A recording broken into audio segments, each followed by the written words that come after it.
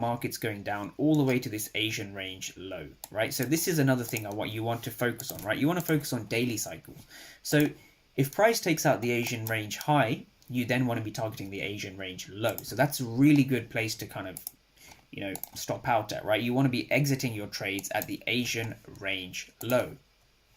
But going back to the initial kind of setups I took, right? So you want to be understanding what was going on here, and you want to understand what's going on over here. So if we just break down this second trade one more time, right? How can you catch these high risk rewards with precision of entry? The way you catch precision of entry is by using my favorite tool over here, right? So this trade itself ran down to just over $500 for the day. And the reason why I was able to enter just below the level is because I saw a valid retest.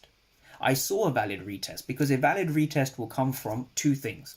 An absorption of buyers in this case. So we're seeing buyers fail, buyers fail. We're seeing buyers fail over here.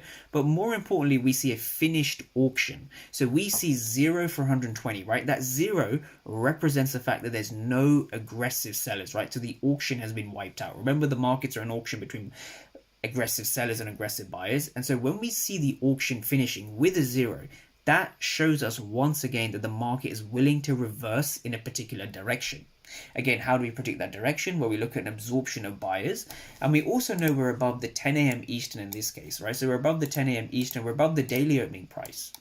So again, how do you trade? How do you find an A+ setup? Well, you're looking for a fair value gap to trade from.